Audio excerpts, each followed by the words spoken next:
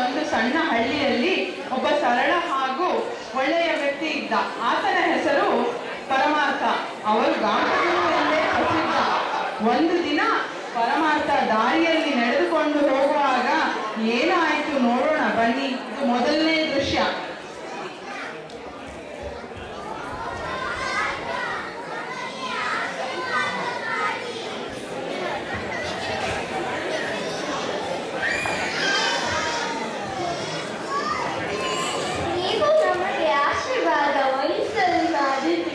ನಾವು 5 ಜನ ಇದ್ದೀವಿ. ನೀವು ಯಾರಿಗೆ ಆಶೀರ್ವಾದ ಮಾಡಿದ್ದೀರಿ? ನನಗೆ ಅವರು ಆಶೀರ್ವಾದ ಮಾಡಿದ್ದು. ಆದ್ರೆ ನಾನು ಅವರ ಪಾದ ಮುಟ್ಟಿದ್ದು ನಿಮ್ಮ ಕೈ ನಡ್ತಾನೆ ಮೇಲಿಟ್ರಿ. ನೀವು ನನಗೆ ಆಶೀರ್ವಾದ ಮಾಡಿದ್ದು. ಈಗ ಸ್ನೇಹಿತರೆ ವಾದ ಮಾಡೋದು ಬೇಡ. ಸ್ವಾಮಿ ನೀವೇ ಹೇಳಿ, ನೀವು ಯಾರಿಗೆ ಆಶೀರ್ವಾದ ಮಾಡಿದ್ದು ಅಂತ. ನಾನು ನಿಮ್ಮಲ್ಲಿ ಯಾರು ತುಂಬಾ ದೊಡ್ಡನೋ ಅವನಿಗೆ ಆಶೀರ್ವಾದ ಮಾಡಿದ್ದೆ. ನಾನೇ ದೊಡ್ಡ.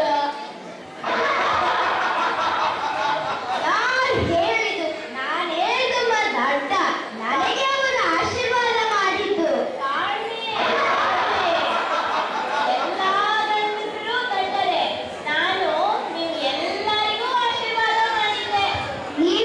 ಎಷ್ಟು ಮೇಧಾವಿಗಳು. ದಯವಿಟ್ಟು ನಿಮ್ಮ ಶಿಷ್ಯರನ್ನಾಗಿ ಮಾಡಿಕೊಳ್ಳಿ. ಖಂಡಿತ ಖಂಡಿತ.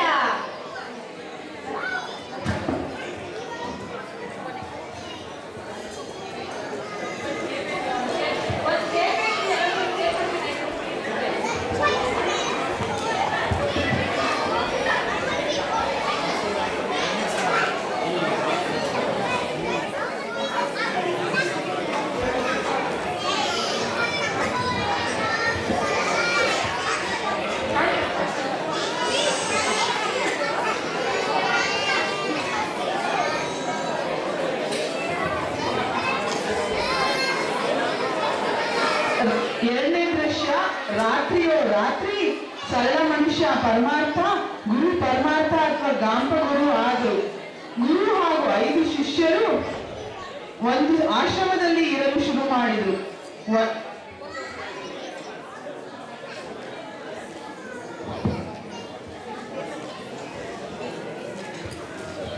ಶಿಷ್ಯರೇ, ನಾವೆಲ್ಲ ನಾಳೆ ದೇವಸ್ಥಾನಕ್ಕೆ ಹೋಗೋಣ. ಆಯ್ತು ಗುರುಗಳೇ.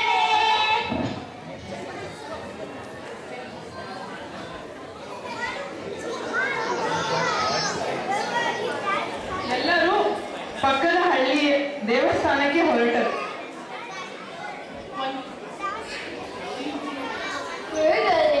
ಶಿವನ ಏನು? ಅದು ಬಹಳ ಸರಳ. ಎಲ್ಲ ಜೀವಿಗಳಿಗೂ ಜೀವನ ಇರುತ್ತೆ. ಎಲ್ಲ ಜೀವಿಗಳು ನಡೆಯುವುದು ಅಥವಾ ಹಾರುವುದು ಇಲ್ಲಾಂದ್ರೆ ಗಾಳಿಗೆ ಅಲ್ಲಾಡೋದು ಮಾಡುತ್ತವೆ. ಈಗ ನೋಡಿ ಈ ಗಿಡಗಳ ಎಲೆಯನ್ನು ಎಷ್ಟು ಚೆನ್ನಾಗಿ ಅಲ್ಲಾಡುತ್ತಾ ಇವೆ. ಈಗ ನೋಡಿ ಈ ಚಿಟ್ಟೆನ ಎಷ್ಟು ಚೆನ್ನಾಗಿ ಹಾರಾಡುತ್ತಾ ಇದೆ. ನೀವು ಚೆನ್ನಾಗಿ ಪಾಠ ಹೇಳ್ಕೊಡ್ತೀರ ಗುರುಗಳೇ. ನಾವು ಬಹಳ ಅದೃಷ್ಟವಂತರು ನಿಮ್ಮನ್ನ ಗುರುಗಳಾಗಿ ಪಡೆಯದಕ್ಕೆ. ಮೂರನೇ ದೃಶ್ಯ. ಪಕ್ಕದ ಹಳ್ಳಿಗೆ ಹೋಗುವಾಗ ಒಂದು ಸಣ್ಣ ನದಿಯನ್ನು ದಾಟಿಕೊಂಡು ಹೋಗಬೇಕಿತ್ತು. ಸೇತುವೆ ಅಥವಾ ದೋಣಿ ಇರಲಿಲ್ಲ. ನಾನು ಮೊದಲು ಮಾಡುತ್ತೇನೆ. ನನ್ನ ಹಿಂದೆ ನೀವೆಲ್ಲ ಬನ್ನಿ.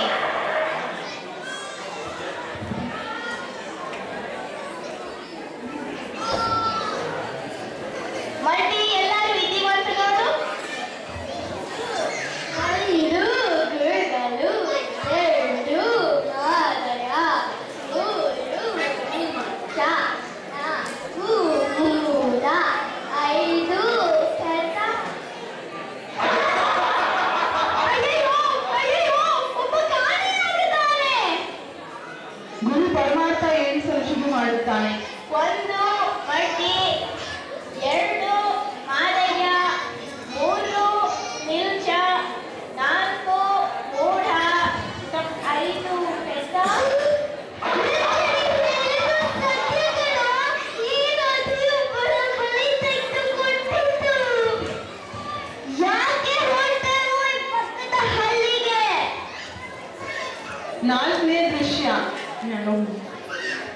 ಒಬ್ಬ ಪಕ್ಕದ ಹಳ್ಳಿಯವ ಇದನ್ನೆಲ್ಲ ಗಮನಿಸಿ ಅವರ ಹತ್ತಿರ ಹೋದ.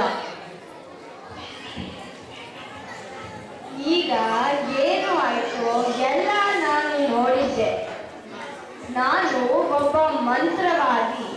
ನಿಮ್ಮಲ್ಲಿ ಕಾಣೆಯಾಗಿರುವವರನ್ನು ವಾಪಸ್ಸು ತರುತ್ತೇನೆ. ನಾವೇನು ಮಾಡಬೇಕು ಸ್ವಲ್ಪ ಹೇಳಿ ಸ್ವಾಮಿ. ನೀವು ಎಷ್ಟು ಬಹುಮಾನ ಕೊಡುತ್ತೀರಾ ನನಗೆ? 40 ಬೆಳ್ಳಿ ನಾಣ್ಯ ಕೊಡುತ್ತೇನೆ ಸ್ವಾಮಿ. ಎಲ್ಲರೂ ಸಾಲಾಗಿ ನಿಂತುಕೊಳ್ಳಿ, ಮತ್ತೆ ಕಣ್ಣು ಮುಚ್ಚಿಕೊಳ್ಳಿ. ನಾನು ಕೋಲಿನಲ್ಲಿ ಹೊಡೆದಾಗ ನಿಮ್ಮ ಹೆಸರು ಜೋರಾಗಿ ಹೇಳಬೇಕು. 1 2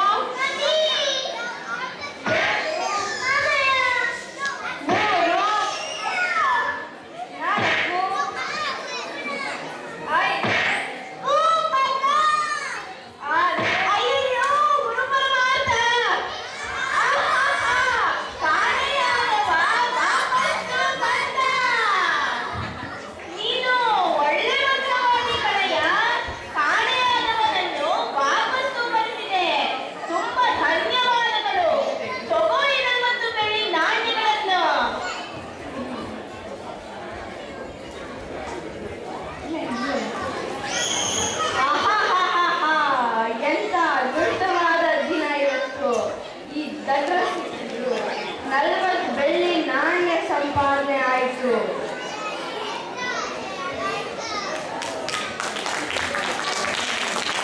ಪಕ್ಕದ ಹಳ್ಳಿಯವ ತನ್ನ ಅದೃಷ್ಟ ಚೆನ್ನಾಗಿದೆ ಅಂತೂ 40 ಬೆಳ್ಳಿ ನಾಣ್ಯಗಳನ್ನ ಸಂಪಾದನೆ ಮಾಡ್ದ. ಈ ಕಿರುನಾಟಕದ ನೀತಿ ಅಂದ್ರೆ ಗುರು ಆಗೋ ಮುಂಚೆ ಲೆಕ್ಕ ಕಲಿಬೇಕು, ಹಾಗೂ ಸಾವಧಾನವಾಗಿ ಅವ್ರನ್ನ ಕಲಿಬೇಕು. ಈಗ ಪಾತ್ರ ಪರಿಚಯ. ಗುರು ಗಾಂಪ ಅಥವಾ ಗುರು ಪರಮಾರ್ಥ ಆಗಿ ಅಮಿತಾ ಶಾಸ್ತ್ರಿ. ಈಗ ಶಿಷ್ಯರ ಪರಿಚಯ. ಮಡ್ಡಿ ಆಗಿ ಅಪರ್ಣ ಅತ್ರೇಯ,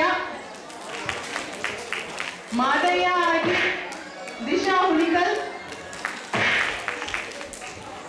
ಮಿಲ್ಚಾ ಆಗಿ ವರ್ಷ 50ರಾಯ, ಮೂಡ ಆಗಿ ಮೇಘಾರಾವ್,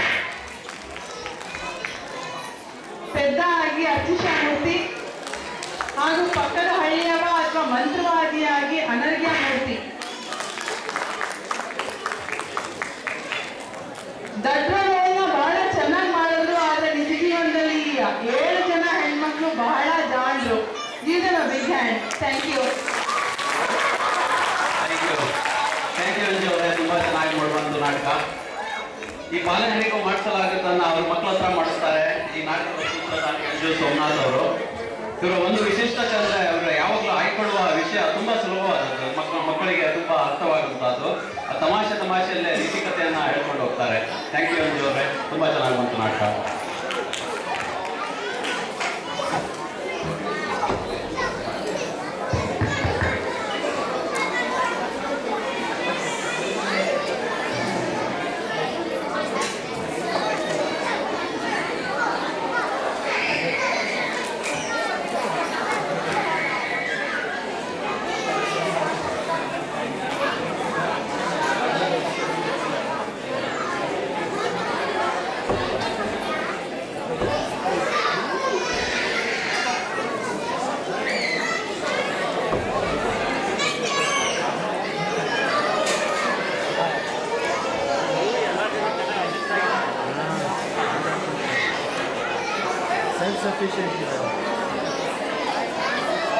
ಸರಿ, ಈಗ ಮುಂದಿನ ಕಾರ್ಯಕ್ರಮ ನಾವು ಮುಂದಿನ ಕಾರ್ಯಕ್ರಮ ಅನೌನ್ಸ್ ಮಾಡೋಕ್ಕಿಂತ ಮುಂಚೆ ಒಂದು ಇಂಪಾರ್ಟೆಂಟ್ ವಿಷಯನೇ ಮರ್ತೋಯ್ತು. ಈಗ ಆಲ್ಮೋಸ್ಟ್ ಟೈಮ್ ಆಗ್ತಾ ಇದೆ. ಟಿವಿಯಲ್ಲಿ ಒಂದು ಒಳ್ಳೆ ಶೋ ಬರ್ತಾ ಇದೆ. ಟಿವಿ ಹಾಕ್ಬಿಟ್ಟು ಹೋಗ್ತೀನಿ, ನೋಡ್ತಾ ಇರಿ. ನಾನು ಕೂಡ ಅದಕ್ಕೆ ಕಾಲ್ ಮಾಡಿ